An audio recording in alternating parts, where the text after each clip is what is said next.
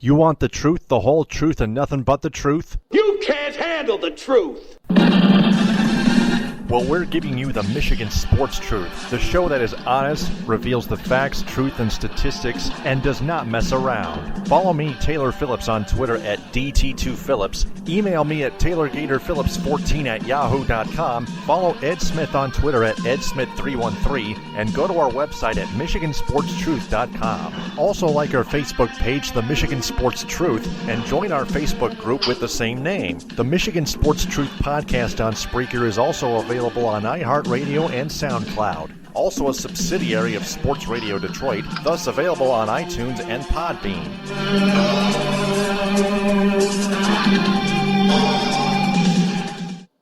This podcast is particularly not for entertainment purposes, and the views expressed by the host of this podcast are opinion-based. However, they do not come without facts, research, statistics, and truth, whether other people like it or not, and no matter how harsh or complicated it may be. This is the Michigan Sports Truth, and nothing can ever stop it from being correct. Hey there, Michigan sports fanatics, and welcome to the Michigan Sports Truth episode 257 on Spreaker. I'm Taylor Phillips along with Ed Smith. How you doing, Ed? I'm feeling a little bit better than I did Thursday night at the end of the Michigan-Oregon game, but overall, feeling quite well, Taylor. Thanks for asking. Absolutely. So why don't we go ahead and recap the Michigan Wolverines basketball team's NCAA tournament run, shall we? We shall. Yep. For three, yes, sir! They started off in the Midwest region of the NCAA tournament by barely hanging on to beat the 10th-seeded Oklahoma Cowboys 92-91 in the first round. Michigan was the 7th seed, by the way. That game was very close the whole way through, but the Wolverines had moved on to the round of 32, where they had to face Rick Pitino's 2nd seed Louisville Cardinals, and for the most part they were behind, but they came back and led for the last few minutes, at least, and they managed to hang on to win 73-69, almost the same way they upset the Wisconsin Badgers when they were 8 seed and Wisconsin was 2 seed in the Big Ten championship game. But Michigan was holding on strong once they had the lead. And it was another amazing upset. Yeah, it was, especially when you consider the fact this was if you want to do spiritual sense, this was a rematch of the 2013 national championship game. Louisville, of course, took that one by a close margin. Some Michigan fans felt they got the wrong end of the deal for a crucial play near the end. Of course, the Trey Burke block on Peyton Sealer, that was called a foul. That gave Louisville the momentum they needed to, hold on and get the victory. So for Michigan fans, this was at least a slither measure of revenge. Yeah, I know. Those two teams met in the national championship game. Were in 2013. The second half, Michigan let their lead slip away, and Louisville ended up taking that title. Can't remember what the exact final score was 4 years ago, but it was 82-76, I believe. 82-76. The Cardinals took it. But then last week, on a Sunday, the past Sunday, the Wolverines deliver one back on them, 73-69 in the round of 32, and the Wolverines ended up heading to the Sweet 16, where they had to face the 3rd-seeded Oregon Ducks. Now, same scenario, the Wolverines were behind, and then they took the lead late, 68-65, but Oregon went on a 4-0 run, a short 4-0 run late with over a minute to go. The Wolverines had possession of the ball. They missed. Muhammad Ali Abdur-Rahman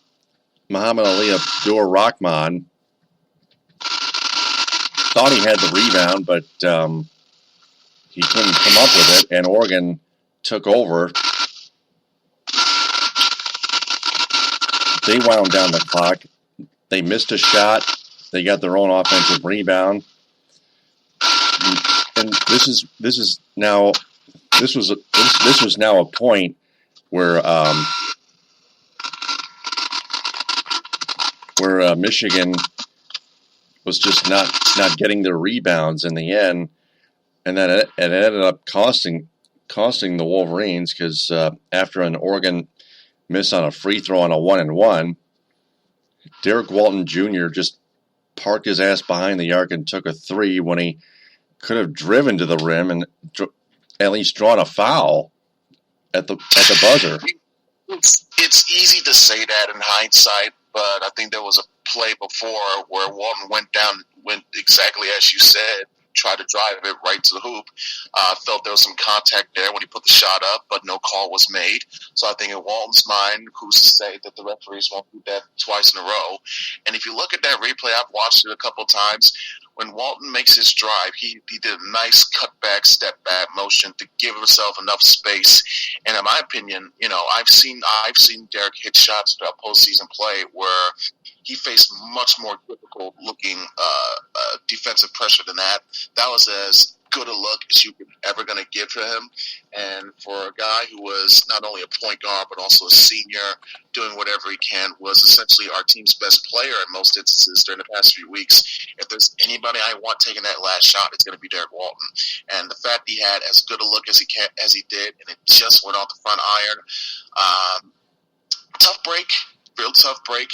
But I'd still have no problem with him taking that shot. Like you mentioned, Taylor, what killed Michigan here was the inability to get rebounds when they needed the most. I think Oregon got, 3 offensive rebounds in that last minute or so. Obviously, a couple of those came off of one of those came off a missed free throw, which led to them taking time off, where Michigan probably could have used a couple more of those extra seconds. And like I said, when you look at how Walton executed that play, I thought he did a good job separating himself from the defender and giving himself enough time for an easy looking shot. And he was, he had hit a couple threes early in the game. So from that distance, that was not if you look at what he did earlier in the game, that wasn't necessarily a bad shot for him, especially when he had a good enough look. Just went off the front iron.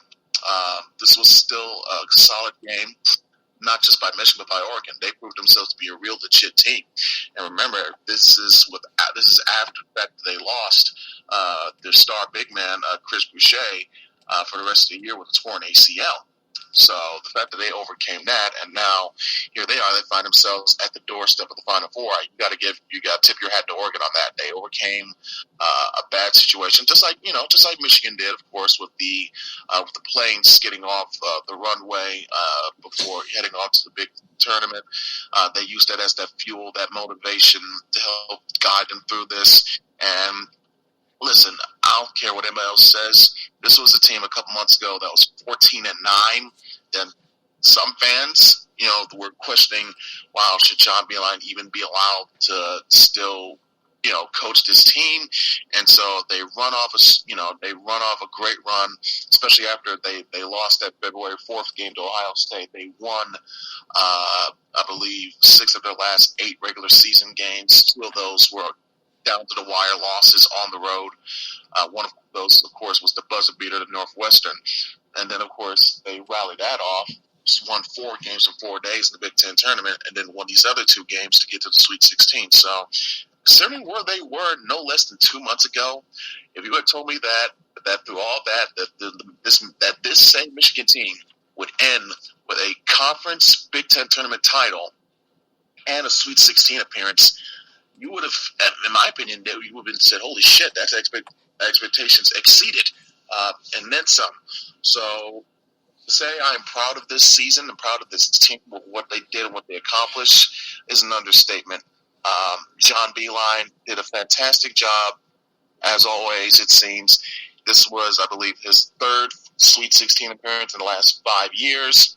And also during the course of this, he passed Johnny Orr for most wins all time as head coach of the Michigan basketball program. So another congratulations to John Beilein as he, completed this decade or so of his tenure so far. Obviously, he's got a few more years left in him. I would hope for his personal sake, with the resume that he's built up and what he's gone through, even just arriving at Michigan, when you consider where the program was at one point to now, we're at this stage where we're winning championships, or at least conference championships, making deep runs in the tournament, almost won a national title one year. It's really the only thing missing left from his resume, from what you could say a future Hall of Famer for a head coach in John Beilein. Great coach, even greater person. I hope he gets one before he retires one day. I think a coach of his stature deserves one. It shows that you don't always need to be a big, flashy head coach with big, flashy players to win. Sometimes it comes down to fundamentals and other traits that make up the measure of a team, of a coach. So the future is still bright for this program. Yes, Derek Walton will be gone next year. He was a senior, as was Zach Urban, who, by the way, Zach Urban, I've given plenty of shit this season. He had a very exceptional postseason run as well, making good baskets, driving to the hoop, not settling all the time for dumb threes. Derek Walton did at the buzzer. I know, but like I said, that was a good look for Walton, and if you want your senior point guard to take that shot, you'll have him take it, as I would. Just ended up falling well short. It did, but if it gone in, nobody would be saying anything about it. We'd be saying, holy crap, what a game, what a shot, what a win. We're one step away from the Final Four, just like you did with the Trey Burke shot 4 years ago. So it's apples and oranges. It started out, you were thinking, hey, it could have been a Trey Burke moment. Unfortunately for Derek Walton, it ended up like a Darius Morris moment with the floater against Duke in 2011. But he's still a good enough player to, in my opinion, hopefully get some fielders in the NBA. I think he has good versatility. He can rebound extremely well for a guard. So I hope for Derek's sake he gets, if not in the NBA, but somewhere that he can be able to continue his professional career. As for Michigan going forward, they still have, I think, a little bit of upside, because you got Mo Wagner, and if this is a big if DJ Wilson, who played out of his mind during this tournament run, who some analysts and were saying, hey, the way he keeps playing, he may be a potential lottery pick. I hope for Michigan's sake, selfishly, he does stay for at least one more year, but there's no denying the potential and upside that he has as a player. So if he goes, I wouldn't blame him, but for my selfish reasons, I hope he stays 1 year, because I think if he stays next year, Michigan will be in a much better spot to do better damage. I'm not saying, oh yeah, we'll get to the Final Four, but I think we'll have at least, again, moderate success, similar to this season, if not more. A similar tournament run, maybe even a Big Ten regular season title. Wishful thinking, I know, but I think, like I said, the future is bright for this program, as it has been for a while. And great season. I'm proud of this team. Yeah, because if you think about this, the rundown of upsets and one near upset in the recent 2 weeks, they upset the second-seeded Wisconsin Badgers in the Big Ten championship game when they were 8 seed, 71-65. Then they upset Rick Pitino's second-seed Louisville Cardinals 73-69 the past Sunday in the round of 32 in the NCAA tournament in the Midwest region. And then they almost upset the Oregon Ducks, the third-seed Oregon Ducks, but still lost 69-68. And in fact, they could have moved on to the Elite Eight and maybe beyond. Let's not forget, even before that, they knocked off in the Big Ten Conference Tournament number 1 seeded Purdue, who was not only the number 1 overall seed of the conference tournament, they were the regular season Big Ten champs. So again, that's another feather in their. Yeah, because Michigan has now beaten Purdue twice, one at Chrysler Center and then in the Big Ten tournament. That's the second time. And they did the same thing to Wisconsin, because Michigan was actually an underseeded juggernaut going into the big dance. Yeah, especially, again, I will always say them getting a 7 seed was a bit disrespectful, considering the run that they had, winning a prominent conference tournament title. You got the senior point guard, you're well-valued, experienced head coach. I felt they deserved more, much better than a 7 seed, but still, they made the most of it. And like I said, one shot if that basket goes in by Walton, it looked really damn good from where I was looking. We're talking about something completely different. Like, wow, holy crap, they have a chance to do something really magical. Unfortunately, it didn't work out as much, but still, successful season as you can have, considering where you were earlier in the season for Michigan. Mm-hmm.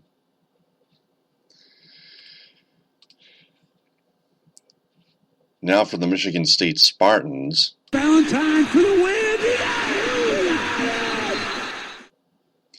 They beat the Miami, Florida Hurricanes. They routed them 78-58, but then they lost to the Kansas Jayhawks 90-70 the past Sunday, early evening. The number 1 seeded Kansas Jayhawks, that is. Spartans were 9 seeded. Miami, Florida was 8 seeded. Spartans and Hurricanes game in the first round thought it was going to be a close matchup, and we thought Miami was going to take that one, or at least I thought Miami was going to take that one. But the Spartans, of all people, my God, they led big for most of the game, the last most of the game, and they ended up winning by 20, 78-58. But then they were facing the number 1 seed Kansas Jayhawks, and it was a no-brainer nonetheless. The Jayhawks were going to win. The Spartans just could not take good enough care of the basketball. That's the most important thing. The second most important thing is that their free throw shooting still almost abysmal. Yes, and also the fact they just ran into a better team. I mean, there's a reason why Kansas is number 1 seed. They proved it even more when they dismantled Purdue. They may be probably the strongest team left now, considering the fact that teams like Duke and Villanova, and now UCLA, they're eliminated. So I guess you could say Kansas and maybe North Carolina, those are the 2 strongest teams left for a reason. So that didn't really surprise me how the Kansas-Michigan State game eventually ended. I will say, though, Michigan State, like I said, I think they did a great job overcoming a very, very, very slow start against Miami. It was due in large part to the effort of Nick Ward, who eventually scored 19 points throughout the course of the game, but also overall team effort, playing great defense, slowing down Miami's scoring, just eating off the glass, out almost constantly out rebounding Miami. That was going to be more difficult to do against a team like Kansas, especially when they have a player by the name of Josh Jackson, who is, and I think they had a point guard as well, Mason, I believe, who was named one of the players of the year. So those 2 combo alone, those are 2 of the best players in the whole entire country playing on the same damn starting 5. You're in for a handful. So I think for Michigan State, they did the best that they could, but it was just at the end they ran into a flat-out better team. There was some close instances because they played them neck and neck throughout that first half, even almost midway through the second. But again, I think and then another thing, Kansas was a well-experienced team. This was a very young Michigan State team. It's going to have a lot of talent and experience coming back for next year. So this was, I guess you could say, that freshman, sophomore wall that they hit at the wrong time against a big-time bad opponent. But they could use that as an experience measure to help them out for next year. So if you're a Spartan fan, this was not exactly the ideal way for your season to end, especially, when you hear all the stories before, March is Izzo's month. It's Izzo's month. Unfortunately, it wasn't the case this year. So, but still, there's better things to strive for next year, assuming Nick Ward and Miles Bridges both come back. That's a talented duo that you can use to spearhead your team and your program for that next season. Hopefully injuries won't derail you early on, slow down your momentum, and you have good a chance as any, in my opinion, to win a Big Ten regular season title and to make another deep tournament run, because it's what to expect of Tom Izzo, and usually he delivers. So He's a Hall of Fame or future Hall of Fame coach for a reason. I think he's in there right now, if I'm not mistaken. But he is a Hall of Famer for a reason. This is not a slow down or the end of the line for the program. Just a moderate year of where they probably would have expected better, but still not entirely disappointing where they can look. Because remember, like I said, this is a bunch of young kids that they're using here. So you're not always going to win with freshmen or young sophomores. It's just not the case. Sometimes it does take experience to go along with talent to go far and win these type of tournaments. So Michigan State should keep their head high as well and hope for the best for next year. Now that would be this season would have been a case where they have a Hall of Fame coach in Tom Izzo, and they had like a mediocre team at best, if either that or just a little bit better, but still not good enough to make a deep run in the Big Dance. Well, some say this was a mediocre team at best because they were a 20-14 record, and somehow they got in as a 9 seed. Some people think, wow, that they deserve to even be in. Period. Because remember, they lost, I think, their last one, or if not both of their last 2 regular season games. One of those on a buzzer beater against Melo Trimbo and Maryland. So some people were questioning, do they even have the right to be in there? But you knew the fact that they got from their seeding the Big Ten tournament, they were going to backdoor in. So I just, there's nothing else you can make else up from that. Like I said, this is just a growing season for some of the young players that they can use to help better themselves for next year. True. So why don't we move on back to the Michigan Wolverines, but transitioning to football here.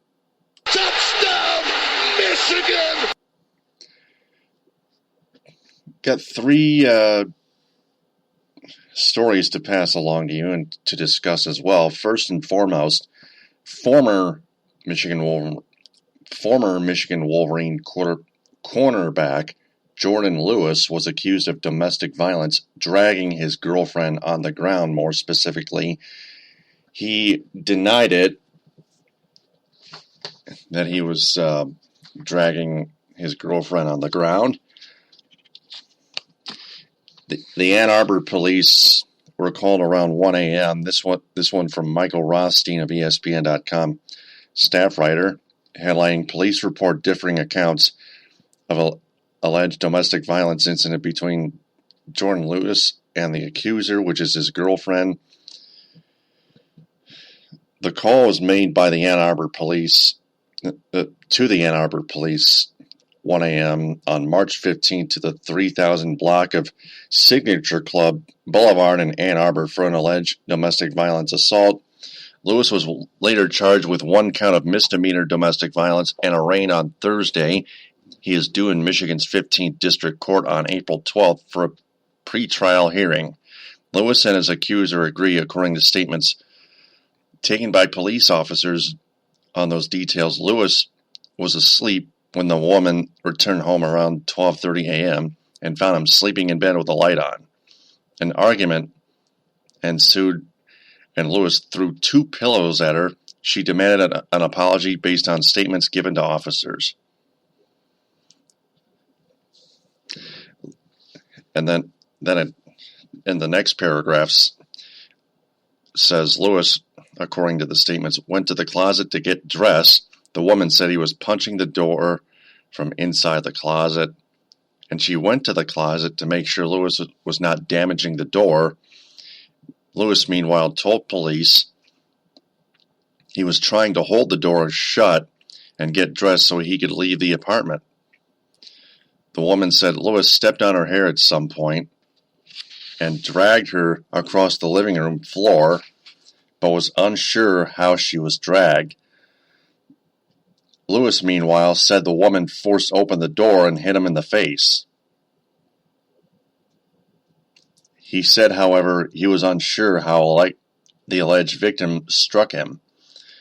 Lewis told police he was trying to leave, wrapped her arms and legs around his leg to stop him, Lewis said he tried to get her off his leg several times on the way to the door. This is interesting. Before getting free and leaving the apartment. According to the report, the woman said Lewis grabbed her by the neck and held her down on the floor for about 3 seconds.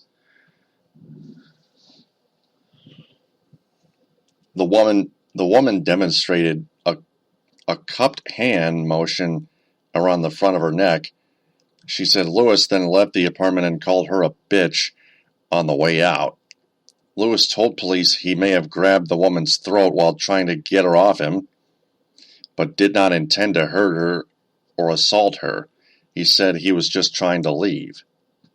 In a follow-up interview, Lewis's accuser said she grabbed his legs once at the closet and quote pushed Lewis in the chest, unquote. She said she was not trying to keep Lewis from leaving when he allegedly grabbed her throat. She also said Lewis did not try to strangle her or squeeze her by the throat, but had pushed her down by the throat. Police saw no visible injuries on the woman's neck, either at the time of their initial report or on March 17th when she went to the Ann Arbor Police Department for injury photos. Those photos showed 2 scratches, one on her nose and one near her left thumb. It wasn't the first time police were called for an incident between the two. According to the report, police also were summoned for an incident between Lewis and the woman on May 5th, 2015. This was 2 years ago. As part of his bond, in the most recent case, though, Lewis has been ordered not to have any contact with a woman. He is allowed, though, to travel outside of the state without prior permission, which will allow him to visit potential NFL teams that might be interested in drafting him in the NFL. Lewis is expected to appear at Michigan's Pro Day on Friday. He is thought to be a mid-round selection in this year's NFL draft. A 5'10" cornerback, Lewis was named to various All-American teams in 2015 and 2016 last year. He holds Michigan's single-season record for pass breakups with 22 in 2015 and was a 2-time All-Big Ten player. He was a finalist for the Thorpe Award last season. Now, this could be a question in one of our 5 questions, actually. But it's another question on what the ramifications are. But the first question was, who in the hell, which one of those people was telling the truth and which one of those players was lying? That's what this one's really interesting. It is. It's a definite head scratcher for sure, especially when you see, as detailed in the article, that the accounts, obviously, it's a big case, a big story of he said, she said. Even I think with the accusers, some of the details change in the follow-up, I believe, if that's correct in the story. So it's a wowzer. Obviously, they do confirm that there was obviously an altercation between the two of them. And there's no excusing the fact that no matter what happened, Jordan did put his hand on her. There might have been no intent to harm or hurt, but he did put his hand on his girlfriend. And no matter what, it was an aggressive manner. It was during the heat of an altercation, and he made a mistake. Well, I don't want to say that as making an excuse for him because, there's no excuse for that period. You just don't put your hands on a woman in any capacity like that. If you want to claim self-defense, that's a bit of a reach. But Lewis definitely made a mistake when he did that action, depending on whose side of the story you believe. You can't deny the fact that, right, Jordan Lewis, by his own admission, put his hands around the neck of his girlfriend's throat. There was no marks, so it's hard to say, was it with intent? Did he do it with enough pressure? Was there even an attempt to strangle or harm or maim? If that still remains, though, he put his hands on her. So that's going to obviously hurt his stock. Will probably cause some attention to say, oh, should he even be allowed to complete all these activities, pro days, or whatever, and whoever team drafts him, should even be allowed to play. Yes, he should be allowed to play. If Adrian Peterson can whip his kids' asses, if Joe Mixon from Oklahoma can be caught on video knocking the hell out of a woman and still be allowed to play, I think Jordan Lewis is going to be okay in that respect. That would be the same scenario, which is agreeable. And we're going to include that in our 5-question segment at the end of this program. Now, speaking of Michigan, we transition to pro football. Touchdown, Detroit Lions! Former Michigan Wolverine defensive end Taco Charlton will be at Lions Pro Day. Taco Charlton was a senior going into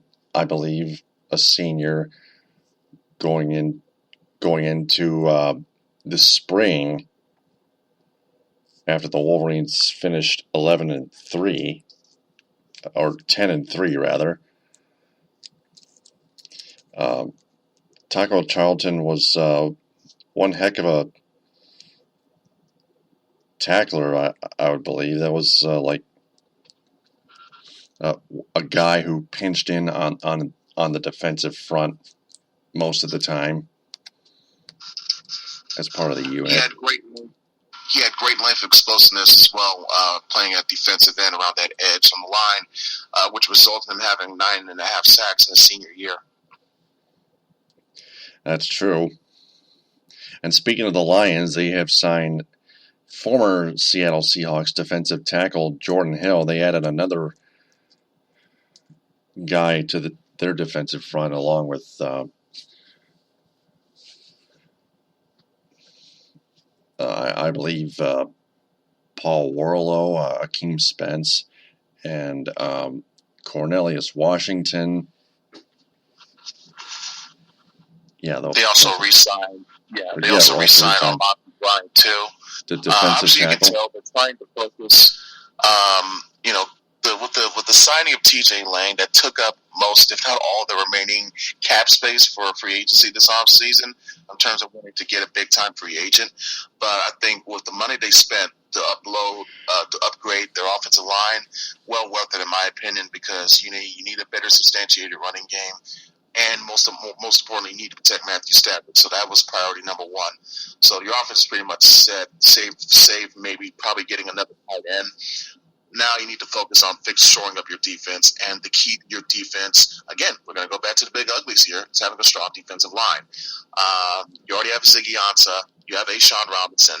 You need somebody to plug in that interior to replace Haloti Ngata Sunday and to pair with Robinson, as well as finding someone to complement Ziggy on the outside rush. Now, a guy like Taco Charlton, you could put him on the opposite end. That's a nightmare scenario for any tackle trying to guard your QB's blind side or whatever. Charlton on one end, Ziggy on the other. Takes pressure off the interior guys. You can look into that maybe, or if you still want to focus on interior, Chris Wormley, big dude, 6'5", 298. Very versatile defensive tackle. Made, of course, in my opinion, the play that beat Ohio State. He stopped J.T. Barrett. # not a first down. # bitterly disappointed. Another scenario that you could see up in late rounds, this was brought up a few weeks ago, Ryan Glasgow. For most obvious reasons. Another reason, of course, his brother Graham is already playing with the Lions. He's their starting offensive left guard, I believe. So, that'll be a good way to reunite the brothers, reunite the Glasgow family on the Lions. So, between that's alone just for your D-line. Now, if you want to go more in depth, saying, hey, what do we do about the secondary? We really need to improve our secondary. There's some options. There's the aforementioned Jordan Lewis. I think, his current domestic violence charge, it's going to knock his stock down. So who knows when he'll be taken. But a guy like Jabril Peppers, now listen, this is a absolute Kool-Aid scenario. I do not foresee the Lions taking Jabril Peppers at all in the first round. No. If he does go in the first round, I think he'll be gone before the Lions have a chance to draft him.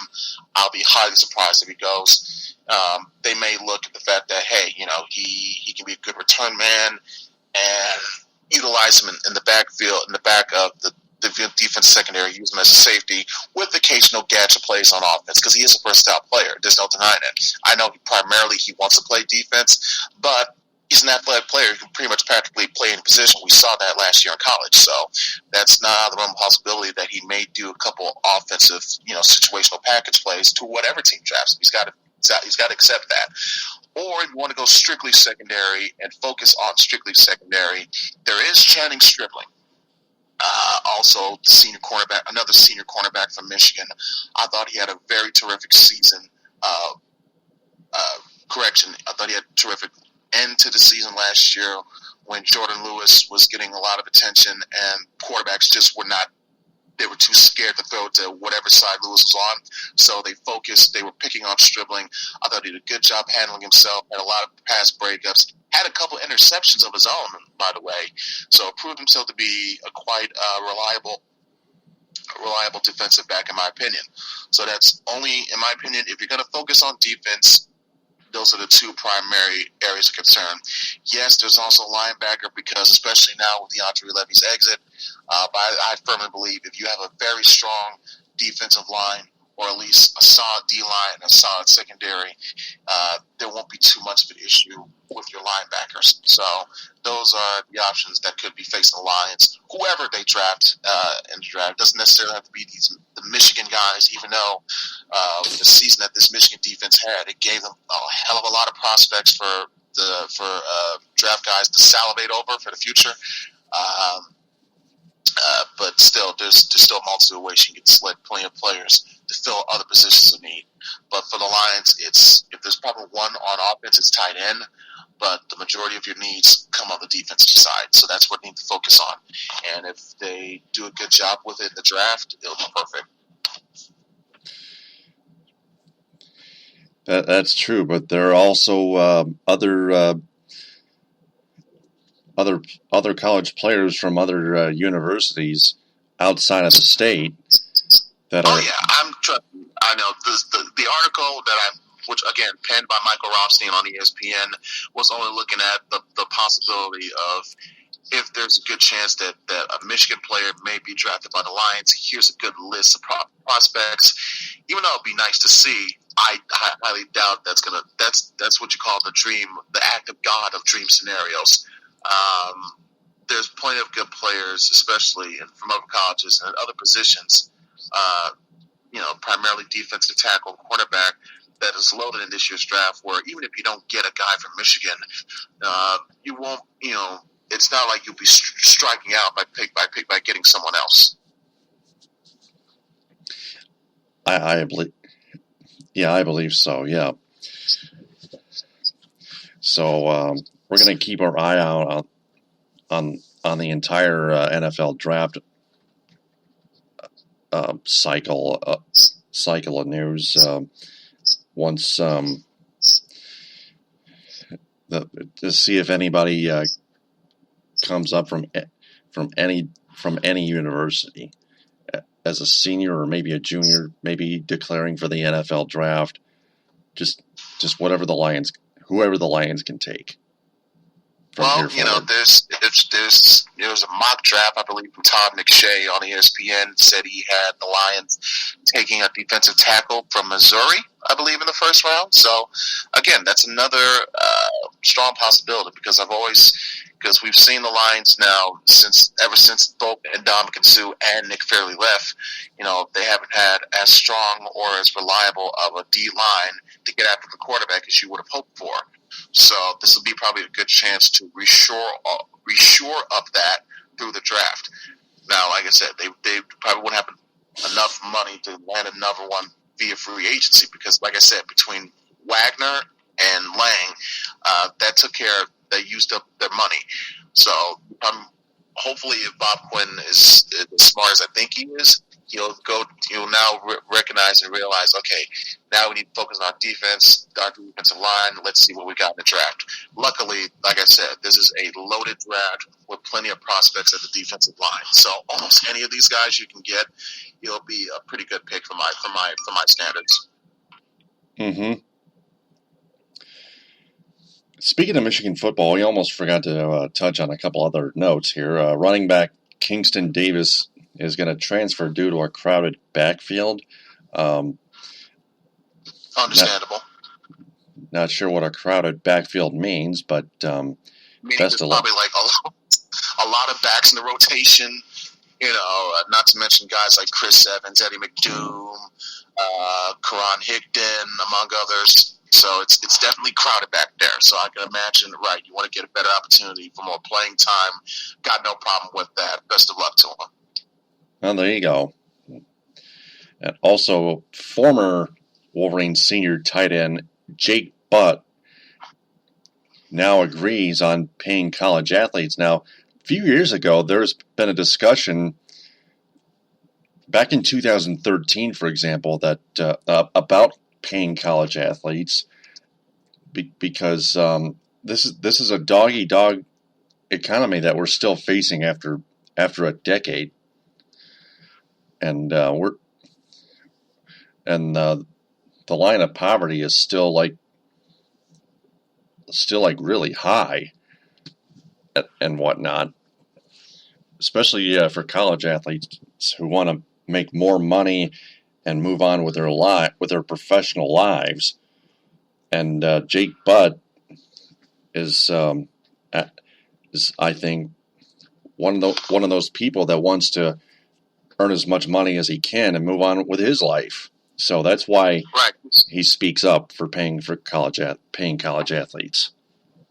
Yeah, and he recognizes, the fragility of the opportunity that he could have to play in a sport like this.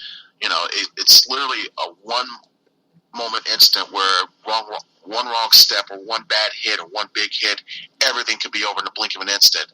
And Jake Butt got a taste of that when he tore his ACL in the Orange Bowl. So I'm sure that experience played a lot in his mind in terms of saying, hey, if I'm going to be putting my body on the line for all this, for this, especially, and even though at the end of the day, meaningless bowl game because it wasn't for a title or anything, but it's still a prominent bowl game that's drawing in a lot of sponsors, revenue, attention, ratings. If I'm going to be putting my body on the line for this, I should deserve a form of compensation. I'm not talking, let's give him $50,000 a year. No, I think a fair financial payout is more than reasonable and can be acted upon and reached upon by whatever governing body or negotiation or mediation that could be.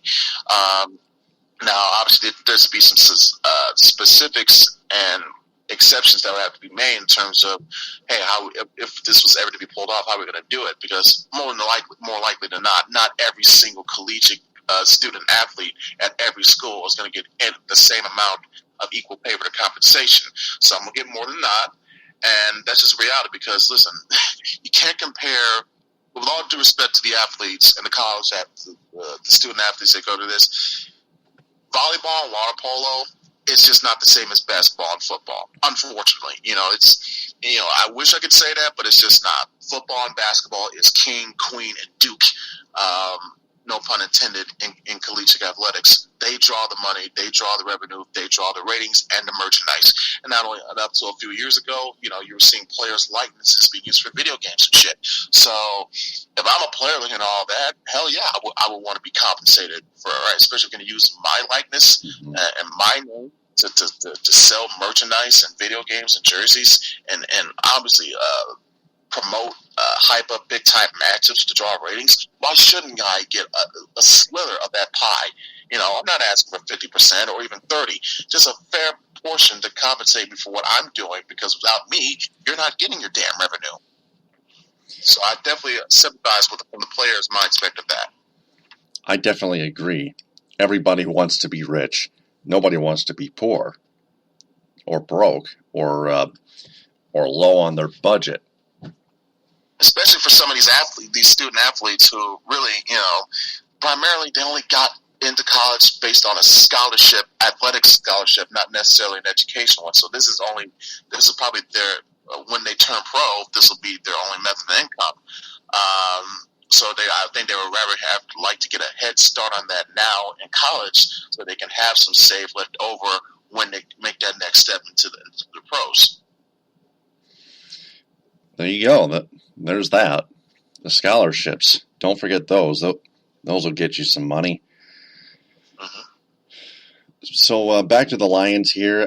They got their offensive line. They got their defensive front probably all set, but now they still need to retool their secondary defense. They got Darius Slay. They got Glover Quinn. Now they got DJ Hayden. There's still quite a few holes in their offensive in their secondary defense that they need to fill, and the secondary defense just needs to perform better and do their job more consistently and whatnot, and just play better defense in the secondary against the opposing receivers. This is why I wouldn't mind within the first 2 or 3 rounds. If you want to take a defensive lineman, sure, but I would really like it if you take one of these young cats in the secondary. The names you already mentioned before, Slay, Quinn, Hayden, very nice, very respectable lineup. The thing is, though, with DJ Hayden, who we just got from the Raiders, the only knock on him, not consistently healthy, so you may need a backup option just in case. He's good when he's on the field, but that's the thing. It's getting him on the field. That's the problem here. So Hayden, like you mentioned, Quinn and Slay, good enough. But I think if you add on 1 or 2 more guys, let's say in this scenario, if by some act of God, Jabril Peppers is still around the second round, yes, I would take him. If another act of God, if Jordan Lewis, especially now with this whole the domestic violence charge, obviously going to be taking a hit on his stock. If he's available in the third round, I take him. So I'll put Peppers in at safety, put Lewis on the other side, opposite side from Quinn. Your secondary is already fixed up as far as I'm concerned, in my opinion. Now, if you want to take Peppers first round to make sure that you get him and nobody else gets him, fine. But I think you got to get a defensive lineman as well. Like I said before, this draft is stocked with defensive linemen. So if they get at least one or 2 or so for the first 4 rounds, no matter what they do late round, I'll be content. But they really, in my opinion, got to focus on their D-line and their secondary in this draft, and they'll be set. Definitely, yeah. Then the Lions would be almost unstoppable, if not completely unstoppable. They'll be a strong contender to win the North Division. In my opinion, from what they've done alone, from upgrading their offensive line, it puts them in a good enough spot. Now they just need to shore up their defense, and in my opinion, they should be considered, along with the Packers, to be the favorites to win the division this year. Because they got the talent. They've got the talent now, and if they make a couple more tweaks on their defense, they should have enough, in my opinion, to be considered as a possible division favorite. Oh yeah, just got to keep retooling the rest of the team, and hey, the Lions will be rolling, and maybe they'll win at least one playoff game. The first one's the second one in 61 years at least, and maybe, just maybe, from out of nowhere they may, when we least expect it, they'll make an even deeper playoff run and get even closer to a Super Bowl appearance. Think about that. It's wishful thinking, but obviously there'll be a lot of fortunate things that have to happen for that to take place. I think we have to probably take this one step at a time and focus at least on getting the playoff victory first before we think of any Super Bowl aspirations. Right, it's going to be a slow progress, especially with their imbecilic head coach, comatose head coach Jim Caldwell, still being their head coach. and the Ford still owning the family. As much as I really like Bob Quinn, he's going to have his work cut out with him dealing with the Ford family. Yeah. Yeah, if things don't work out, hopefully they sell this team, and hopefully Jim Caldwell gets fired. So let's transition from the pros here, from pro football technically, to pro hockey.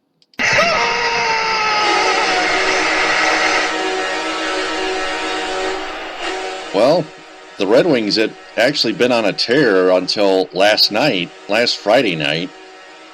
They won 3 out of their last 4, beating the Arizona Coyotes in a shootout 5-4 in Glendale, then crushing the Colorado Avalanche 5-1 at the Joe last Saturday, a week ago today. Then on Monday night, they lost to the Buffalo Sabres in regulation 2-1 at the Joe. That was a key regulation loss because that sure helped their tanking process before going to Montreal and upsetting the Canadiens in overtime 2-1. Anthony Mantha with a hell of a move, a hell of a pass by Danny DeKeyser at the Canadian blue line. I'll give him that.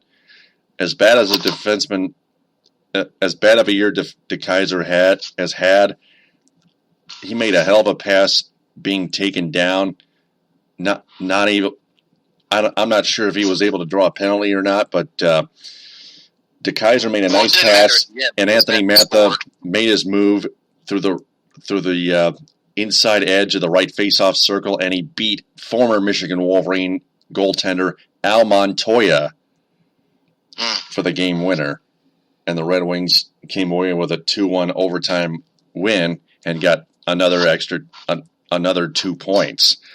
But then they returned to the Joe after 2 days rest and play the Tampa Bay Lightning, and Nikita Kucherov came up with a game winner for the Bolts in overtime.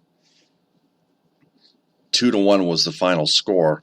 The Red Wings got yet another point, but what I saw last night, the final score between the San Jose Sharks and the Dallas Stars, that was a rout. The Stars ended up winning that one 6-1. So the Red Wings got 1 point. The Stars got 2 points after they were tied with 69 points. The Stars now have 71 points and the Red Wings have 70. The Stars are the 6th worst NHL team. The Red Wings are 5th worst. So the Red Wings are still 12 points out of the final wild card spot with 9 games left. The chances are really, really, really fading away. They're thinly low. They're on thin ice. If they somehow won these last 9 games, even if they somehow won these last 9 games in a row, they would still need a ton of help, just even backdoor into that final wild card spot. Yeah, and if they did come back, think about this though. If they did come all the way back to make the playoffs right in the end, they would have momentum on their side. Maybe they would actually get past the first round. But no, I doubt it. I'm just kidding. Depending on who they're facing, they get. Thank you. I was going to say that's a good setup for a bad Joe Taylor. They'll be getting massacred in the first round. Oh God. Yeah, yeah. I set everybody up on that one. Oh, that was a good rip. I'll give you that one. Yeah. This is the Michigan Sports Truth. Not too many jokes are allowed here. I broke my own theory. I broke the fourth wall on that one, man. Holy shit.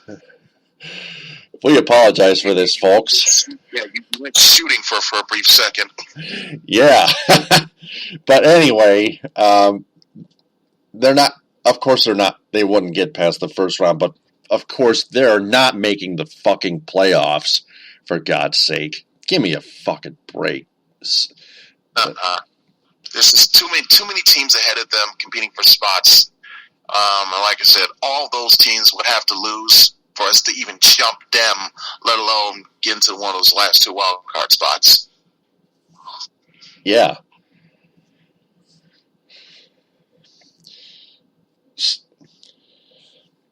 So the Red Wings have 9 games left. They have the Minnesota Wild coming into the Joe Sunday at 12:30. That's tomorrow on NBC national broadcast. And then they go to Carolina for a doubleheader, North Carolina, and play the Raleigh, the Carolina Hurricanes Monday and Tuesday at 7 p.m. They got 3 games in a row.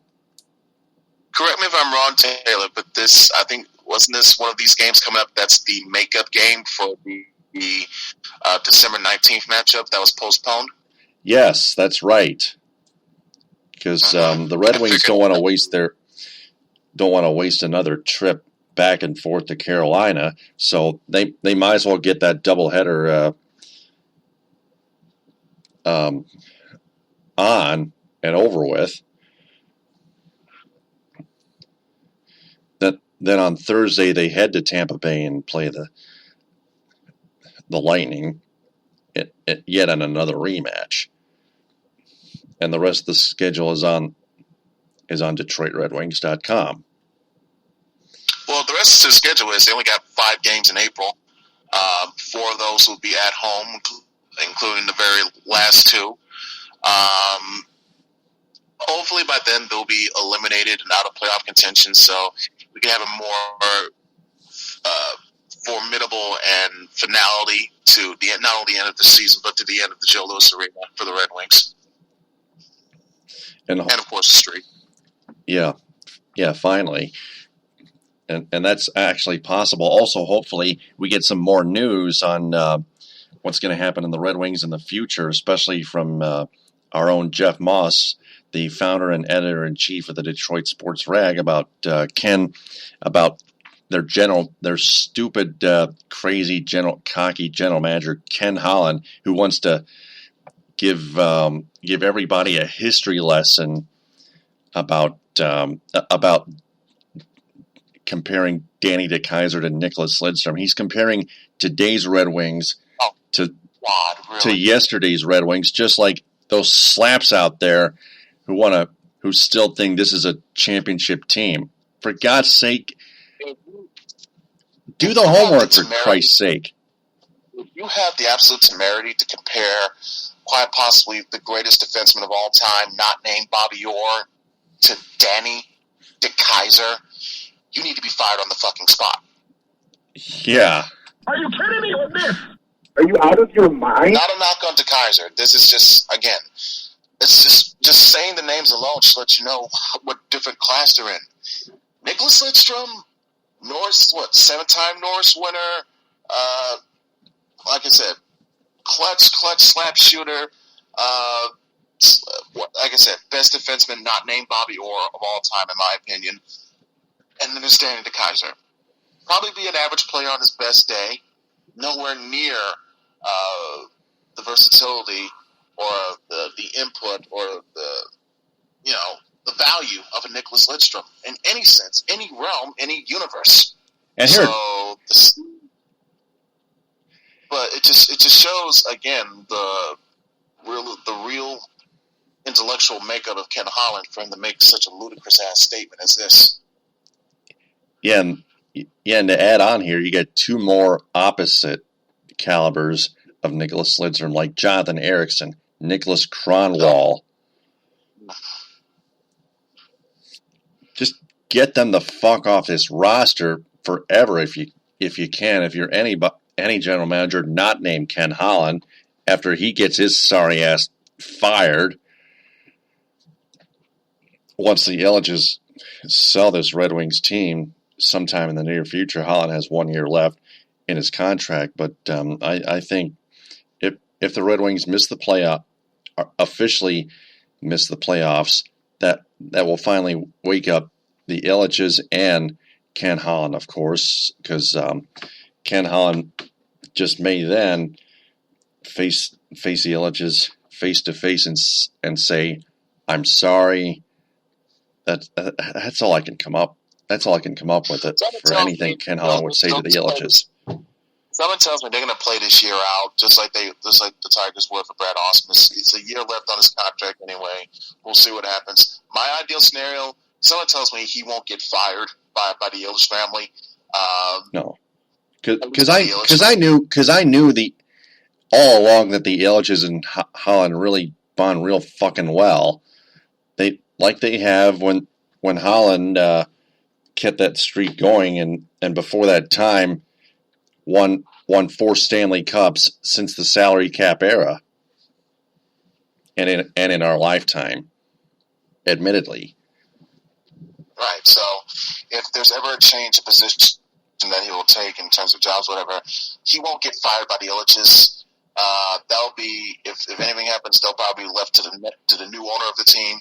And who knows? Maybe Holland, since his contract will be technically expired by then, he could probably just accept the new position as president of hockey operations and let somebody else be the GM. Which is the deal he should have taken years ago to bring Steve Yzerman back around. So maybe we could have had a potential bubbling dynasty the way the Tampa Bay Lightning are. Well, keep in mind, Steve Yzerman never wants to work under the Ilitches or Ken Holland, for instance. He doesn't want to work with any portion of that entire regime in any way, shape, or form. Yzerman, I'm sure, because, well, think about this now, especially if the Jeff Moss report is true. Let's say that the Ilitches do sell the team, and whatever happens with Holland happens, that GM spot comes open. There's no Ilitch family owning the team. Who's to say that offer wouldn't be still there for Yzerman to come back? Now, again, he would be very risky because he's passing up a great opportunity, in my opinion, to win multiple cups in Tampa. So selfishly, I want him to come back, but I think logistically, I think Yzerman should stay in Tampa. Yeah, I'd have to agree because once again, Yzerman does not want to work for the Ilitches, and the add-on, not for Ken Holland either. But Jeff Moss's report about Kelly Ilitch telling friends that the Tigers and Red Wings will be sold, it was a rumor, but if is the question here. This actually may be true because the reasoning for that, keep in mind, is they had intense concerns over tax issues, and their valuation is $1.5 billion, and they actually want to sell the Tigers and Red Wings to the highest bidder, which will not be Pistons owner Tom Gores, and we'll get to the Pistons next. But the Ilitches have a lot of points behind their intense concerns over tax issues. They're running low on money. I find it a bit funny to hear because they're billionaires for one, and not only with the empire that they've built over the past few decades or so. Not to mention the fact that what was it last year or so, that new TV deal that the Tigers were getting, which was going to bring in at least $20 or so million a year or something like that. So if you want to say, yeah, we're having some issues because we're paying a lot of money for the Tigers contracts, well, I don't remember seeing much of those for the Red Wings. And like I said, you're still getting revenue from not only your TV deal, but if the Tigers do well enough, you're going to get sellouts at Comerica Park. Not to mention this brand new big-ass arena that you're building, okay, taking so much money from the public money from the public taxpayers of the city, which I'm sure between revenue and the new look of it, that's going to bring you money anyway. So to hear billionaires, this family of billionaires complaining about financial tax issues, it's just humorous to me. Yeah, that arena is named Little Caesars Arena, at least for now. There are two bullet points behind this tax issue reasoning here. Again, a former employee, the family has been working for years on financial planning in an effort to avoid estate tax issues. Because their father because their dad, Mike Ilitch, died, which was no surprise. He spent the last couple of years of his life out of Beaumont due to a cancer diagnosis in the Beaumont Hospital. Two employees of the Royal Oak Hospital informed Jeff Moss that the family were shocked Mr. Ilitch, Mike Ilitch, lived as long as he did. And the Ilitch Holdings Company financial debt is tied to team revenue, creating another obstacle in selling the franchises. So you add that to the tax issues that they were having, and that just takes a lot of money away from their $1 billion budget. They could one day in the future, some point, be millionaires instead of billionaires, and that's not good for a billionaire sports holding family that owns two franchises, especially a winning franchise in the National Hockey League. What used to be a winning franchise, actually, now that it's actually trending downward, while the Tigers are still struggling to win their first ever World Series championship since the year I was born in 1984. So that the Ilitches could lose a lot more money than you think if you do some math in your head. Even without numbers, you can do it. To me, there's a simple remedy to this: just put out a better product. Put out a better product with your teams that will entice more fans to come to your games, which, of course, will give you more money. And this is an easily fixable solution. Yeah,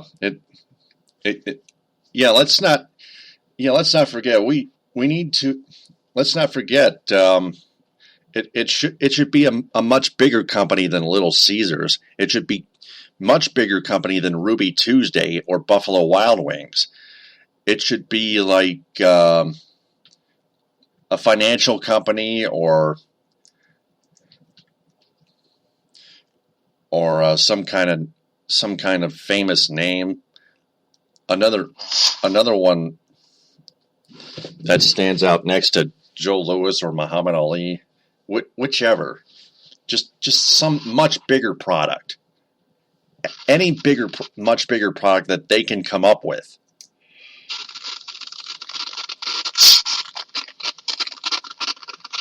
So,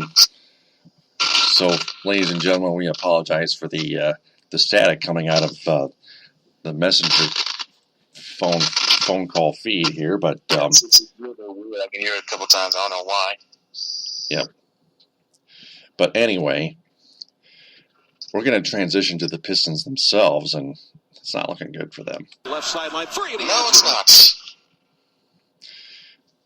Because now since they've been trying to keep up with the playoff race, they've now fallen by losing 5 straight, and they're still not playing Boban Marjanovic much until the last 2 games. Stan Van Gundy has lost his mind. They lost to Cleveland, for example. They lost to Utah. They lost to the New York Knicks. At home. Not the Knicks, but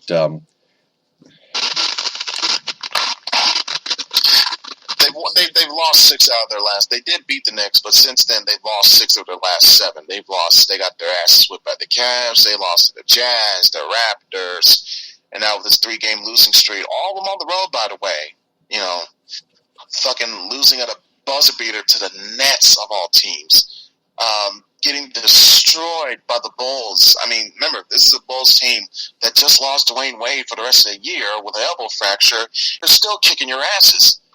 And the Magic, oh my goodness. Again, another near the bottom of the barrel team in the Eastern Conference along with the Nets, and they're dismantling the Pistons. Now, they got some good players, like Aaron Gordon is an absolute beast, but there's no way they should be rummaging and ransacking the Pistons like they're the Washington Senators or something.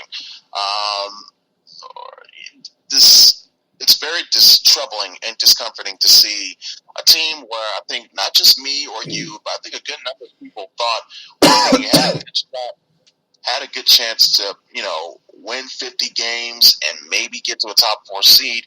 Now we're looking at them potentially not even making the playoffs, period.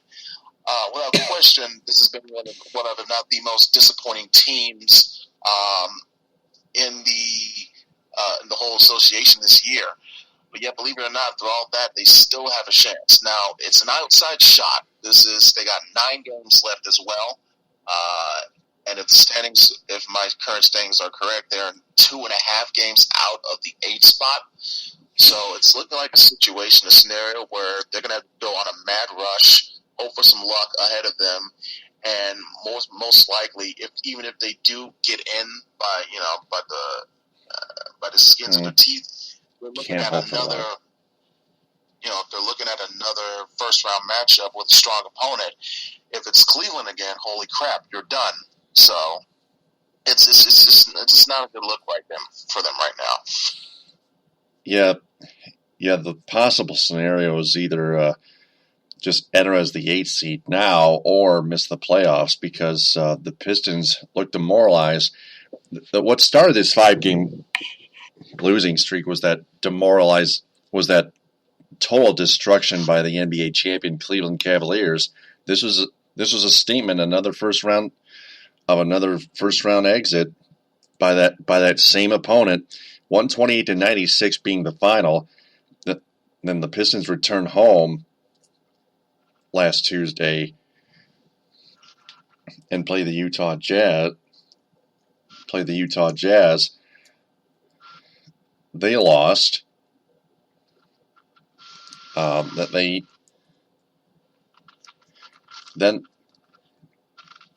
Then this week they get stunned by the Brooklyn Nets on a buzzer beater by Brook Lopez from the left baseline, a fadeaway. But that only Boban Marjanovic could have blocked. Instead, by the way, Aaron Baines was guarding him, so that was like a double whammy for you and me. Like, oh God, they lose at a buzzer beater, and Aaron Baines is the defender on the last play. Yeah, with a beard that about twice the size as Jabba Chamberlain's beard, and not very tall either. Just a big bulky body, ginger body. That would be, and that's just what the Pistons cannot afford to have. I can't even stand to even look at him on television. The way he looks, the way he plays. More importantly, it's just all terrible. Boban Marjanovic is a better backup center than Aaron Baines is. Much better, that is. Boban Marjanovic outplayed Aaron Baines and Andre Drummond individually the last 2 games, including the one route in Orlando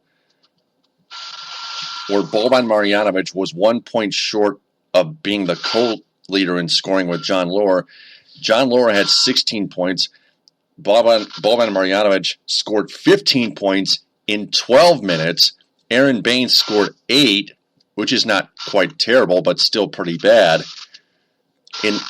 In 16 minutes, Andre Drummond scored only 6 and picked up 14 rebounds.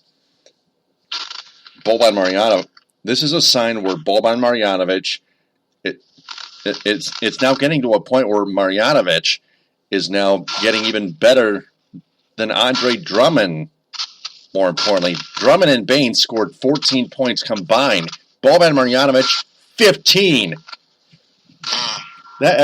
Marjanovic is a taller guy, and not only that, he has taken Drummond and Baines back to basketball school, if you know what I mean. Basketball center school. Center position school, that is. Yeah, and while we're on the subject of Andre Drummond, it's getting depressing again with his free throw shooting.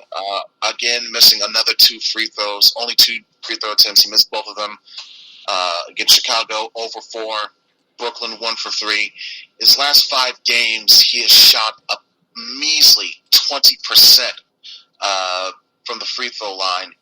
And I think Jeff Moss had this on Twitter, since the All-Star break, he's either been at 25 or 26% at the line, bringing his season average now back below 40%.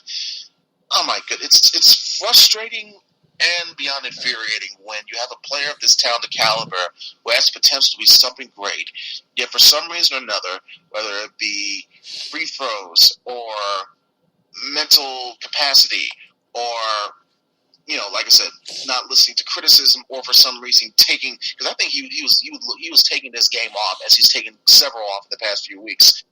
What the hell kind of effort from a guy who's supposed to be making over $100 million, $20 million a year, whatever, with his salary, with his contract, to have 6 points in a game against the Orlando Magic? 6 points. Beyond pathetic.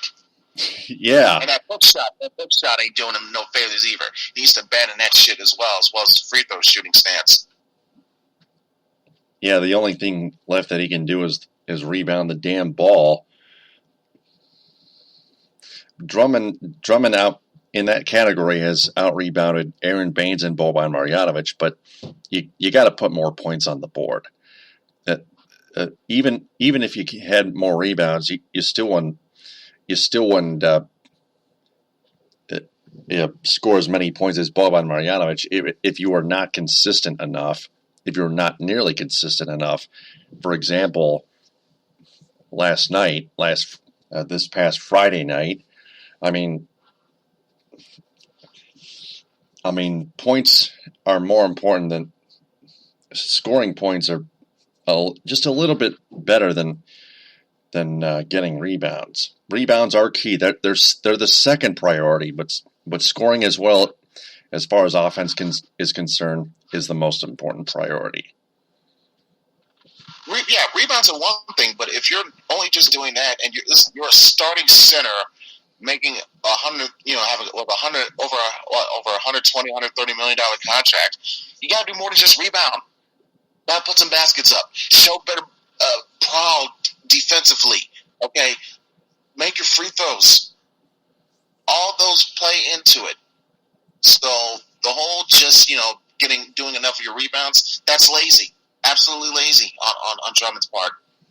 Yeah, and Aaron Baines came up with 7 rebounds, but he doesn't come up with. He usually doesn't even come up with that many either, because Aaron Baines only gets one hand up for the rebound, and he just bats it around, and every time he does, it results in a turnover, whether it goes out of bounds or to an opposing player for an offensive board, for example, and the opposing team takes advantage. And Aaron Baines, that's another part of the clown show that Aaron Baines has continued to put on, and that is disgraceful to what should be at least a playoff franchise that's trying to climb slowly but surely all the way back up to the top, where they won their last NBA championship in 2004. They almost won back-to-back NBA championships in 2005, if you know what I mean. Now boil it down to the head coach, Stan Van Gundy. Stan Van Gundy has lost his mind. Stan Van Gundy is not even using his head. He's not. And thus far, he has not done the homework. But even if he did, he wouldn't even care. He has too much faith in both Andre Drummond and Aaron Baines, and he thinks Boban Marjanovic, who is signed to a 3-year, $21 million contract, is still a reserve center. Stan Van Gundy is already past his prime. And he's an idiot of a head coach. I'm losing all faith in him. And it's starting to wear thin a little bit. I'll admit that, but there's still not much you can do when your star player, your franchise center, just seems to be. There's one thing you can do. Hold on a second. There's one thing you can do. Play Boban Marjanovic more. Give him more minutes, and use him as a backup instead of Aaron Baines, for Christ's sake. Aaron Baines is only a clown. And Boban Marjanovic is a much better and much more athletic basketball player and more consistent at center. That way he can back up Andre Drummond a lot more than that fuckface Aaron Baines can ever be. Aaron Baines should always have been a reserve, only for this season after the Pistons only had 2 centers on their team. And it's just stupid to me that the Pistons signed Marjanovic, for example, to a 3-year, $21 million contract, which is expensive to me, and they use him for very little minutes, very minimal minutes. It's just. I know. Trust me, that can't happen. It's unacceptable. Don't get me wrong. It's very beyond frustrating to see him. There's no excuse for it. But it's not just, trust me, the Stan Van Gundy's troubles, it's not just them not playing Boban Marjanovic. It also comes down to the fact that for some reason, the chemistry from his starting lineup, from ideally his star players, his 2 star players, but especially Andre Drummond, that's what's killing this team more than anything else. So yeah. Even if he has to make a move, if he's got to trade him or whatever, which is going to be hard to do because of that big-ass contract, but something has to be done because it's fucking up the chemistry of the whole entire team. Yeah, because now put those two issues together. Those 2 issues together combined can put Stan Van Gundy's head coaching job, for one, on thin ice. He could still be the president of basketball operations, but he just needs to retire as head coach. He's got 2 years left on his contract as the head coach and the president of the team left after this season, but like you pointed out, he's got to get it all back together. But he's got to, but add on just at the same time, simultaneously, he's got to use Boban Marjanovic and play him a lot more minutes than Aaron Baines as a backup center. Please, for Christ's sake, do it. Just listen to us, for Christ's sake. Just for once. Then maybe you'll start using your fucking head again, SVG. It's too bad he's never won an NBA title. This is why he may be a good choice as a head coach, because I wanted him in the first place. But then again, he may be too emotional to use his head on the other side of things. That's why it may be a little bit risky.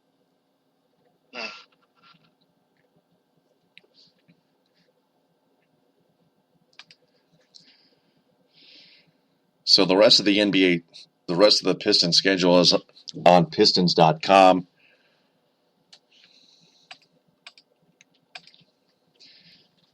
Let's see here. Looking at Pistons.com, the schedule. It just drives me nuts, by the way. Yeah, they got 9 games left themselves, just like the Red. Uh-huh. They are off and heading to New York and playing the Knicks at 7:30. Today they return home to play the Miami Heat. That's a big matchup.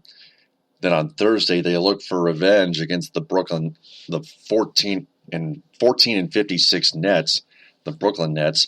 Thursday at 7:30 on Fox Sports Detroit Plus. Then on Friday, another set of back-to-back games.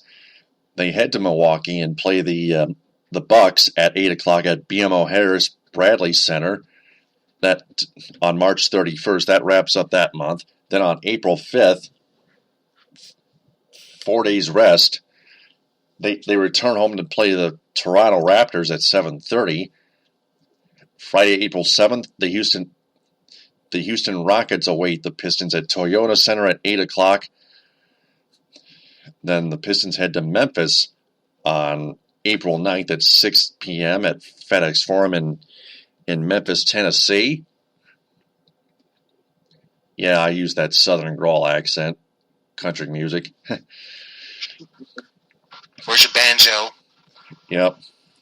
Monday, April 10th, Pistons welcome in the Washington Wizards at 8 o'clock on a rare time on TNT on national broadcast. On national cable, actually. Not broadcast, but national cable. Then the Pistons wrap up their season in Orlando at Amway Center at 8 o'clock against those Orlando Magic the day before my birthday. Happy early birthday. Thanks. I'll be turning 33, by the way, admittedly. Wow. Like I said, with these 9 games left, it's not an easy schedule. You got to deal with, teams like Milwaukee, Toronto, and Houston. Not to mention a strong Washington team who's trying to contend for the top spot in the East. It's going to be tough for them to do. I think Boston has a better shot at doing that than Washington does. But, believe it, coincidentally enough, like I said, that TNT game against the Wizards, that will be the last regular season game from the Palace. And you have to wonder if the Pistons keep bottoming out the way they are, will that be the last game ever from the Palace? That's still yet to be seen. But they got to hope for that the teams ahead of them, Chicago, Indiana, Milwaukee, that they stumble and fall, and that the Pistons catch fire to put themselves in a good spot to not only get in as the 8th seed, but maybe improve their seeding so that, let's say, for instance, they're the 8th seed and, they're looking at Cleveland in the first round. Oh, shit. Whereas you're a 7th seed or you're a 6th seed, and you're probably playing either Boston or Washington. Still not an ideal draw, still facing a better team that could probably smoke you, but you have a better chance of winning a game, in my opinion, than you would against a Cleveland team that, by the way, is on the verge of getting back J.R. Smith and Kevin Love full time. So really look out for them. Yeah, you mentioned the Pistons in the standings. They're in 10th place right now. They're tied for 9th place normally at 34-39, 14 games out of first place, and a game and a half out of that final playoff spot, which is possessed by the Miami Heat at 35-37, 12 and a half games out. But the Bulls hold that tiebreaker. They are 7-7 against their division foes. The Pistons are 5-10. The Bulls are 13-23 on the road. The Pistons are 11-25 on the road.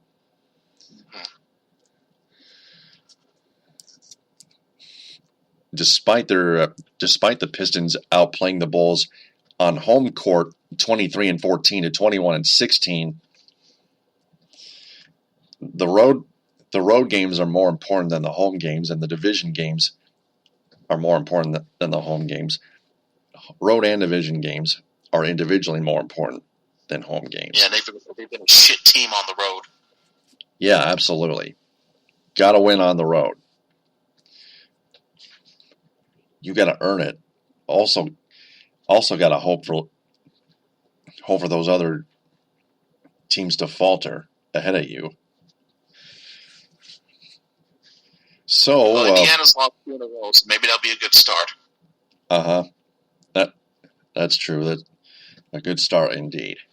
So why don't we move on to the Tigers? I've blown off a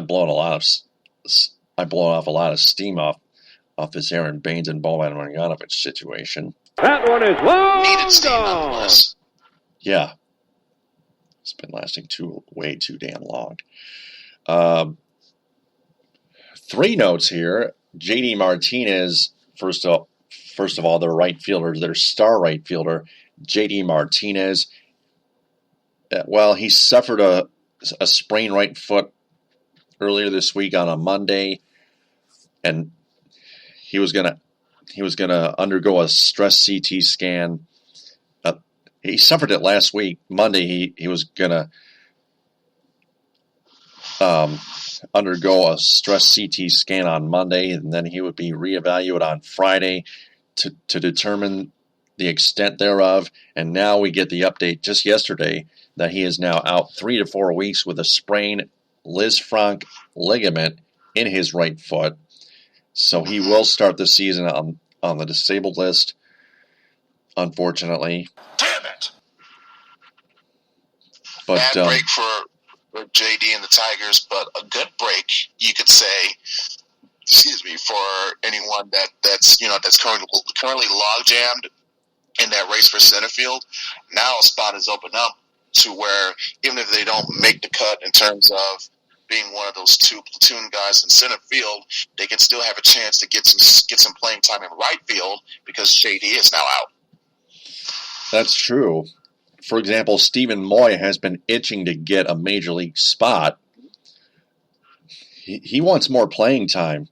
He's one of those two contenders up in the air that can take the right field spot and take place just like he did last year when JD Martinez was injured out 6 to 8 weeks. I think I saw a Twitter user by the name of Garrett Elliott. His handle is GV Laker 68. He made a mention about possibly giving some time to Stephen Moya also at right field in the wake of his injury. I replied to him saying I wouldn't mind that. He gives you at least a semblance of a power presence. He gives you a semblance of a power presence, even though he does have a tendency to strike out more. But I wouldn't mind Moya getting some more at bats. It'd be way more now than he would have gotten last year.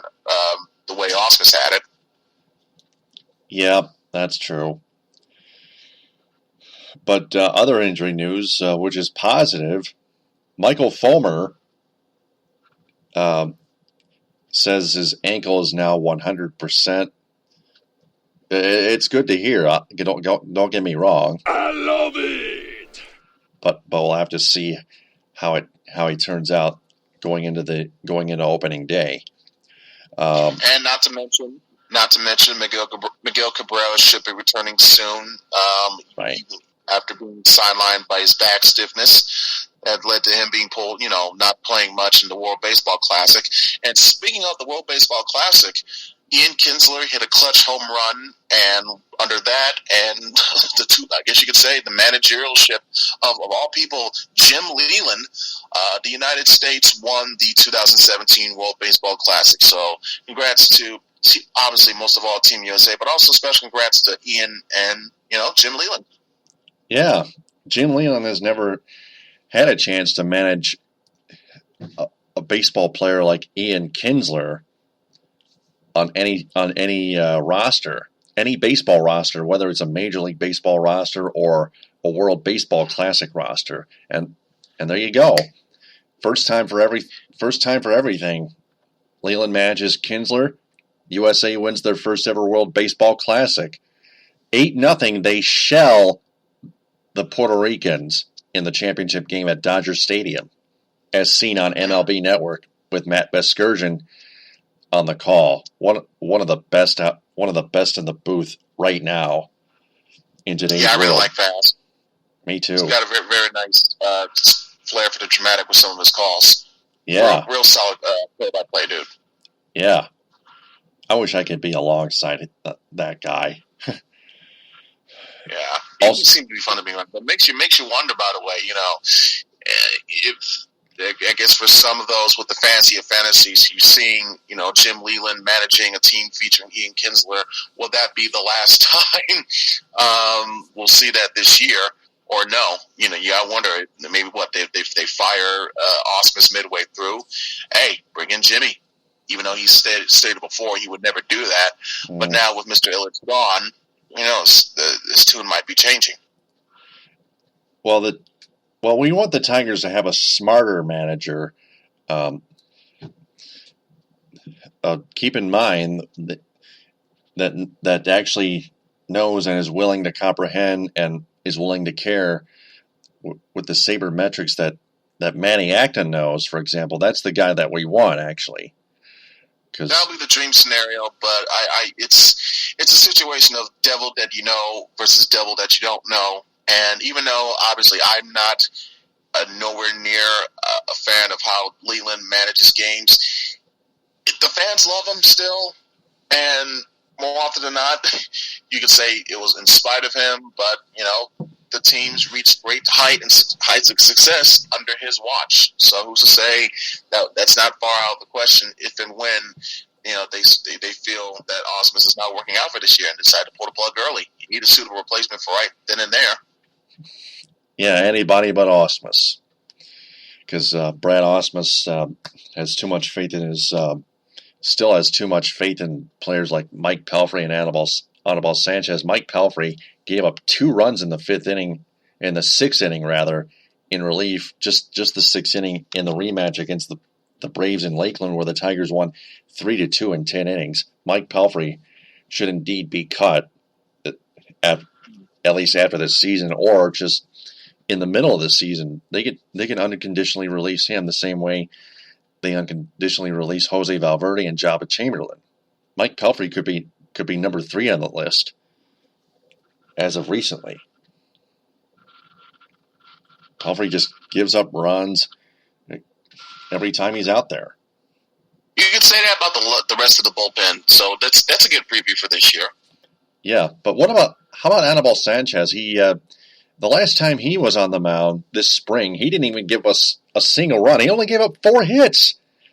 6 in 6 innings. True. I mean, but again, we saw that constantly. If there was one thing that Ani was constant at, it was being inconsistent, and he showed that for the better part of last year. Yeah. I don't know if he was dealing with a health problem or what, but it involved one good start with 3 bad starts. That's just how it rolled with him. So it's still wait and see for me when it comes to him. Yep. Yeah, maybe he still could not be 100%. Who knows? All right, well, those are all the teams that we've covered, and it's now time for the 5-question segment, finally. Ed, are you ready? Ready as you are, Taylor, so just go ahead and let him rip. It's time for 5 questions on the Michigan Sports Truth. Question number 1. Could the Michigan Wolverines have upset the Oregon Ducks the same way they did to the Wisconsin Badgers and the Louisville Cardinals? Oh, obviously, they had a great shot. I mean, it literally came down to the final play of the game. They were even up 3 with about a minute ago. So, yeah, they had a great shot as any to win that game. It just comes down to making minor adjustments. For some reason, nobody was boxing out. That led to those offensive rebounds, which gave Oregon, played a big part of Oregon having the lead. But you still had a chance to win it at the very end. With like I said, the Derek Walton shot. You say it was a bad shot. My opinion of it is that he created distance for himself, got himself a great look. He was hitting threes earlier in the game. If there's anybody you want taking that shot, you got to be him. So yeah, it just went off the front iron. Now, if it went in, we'd be saying something different, but it's not, so we have to deal with it. But yeah, they had a great shot to win that game. It just didn't work out for them. Right. That shot was just a little bit short. Just need a little bit more juice. Next question. Question number 2. Now that the Michigan State Spartans are also done, should they cut Lural's Tum Tum Nairn Jr. or bench him prior to the next season? Who knows? I wouldn't put it out of the realm of possibility that Izzo Wright has a new starter to take his place. It just goes to see. It's another wait and see possibility. We got to see what these recruits do when they come in. Also, if Tum Tum himself makes improvements, you always got to factor that in as well. So, yeah, because Lural's Tum Tum Nairn Jr. was awful this past season. I mean, beyond awful. There were at least a few games where he couldn't even score a point in the starting lineup, for God's sake. Next question. He couldn't even get a rebound. Question number 3. What will the ramifications be for former Michigan cornerback Jordan Lewis? If I were to make a bet, I wouldn't be surprised if this case is dismissed because you have the conflicting stories between Lewis and the accuser. It's he said, she said. Even there's some differences on between the police report and the follow-up from Lewis's girlfriend. Without question, though, this will hurt his draft stock. I would not be surprised if he falls to the third round because of this. Because that stigma will be on him, that stench will be on him. Saying, "Wow, he had this incident. He even admitted that he put his hands on a woman." Do we want to, attract that kind of possible negativity? So I could see some teams passing on him and not drafting him until maybe the third round at the earliest.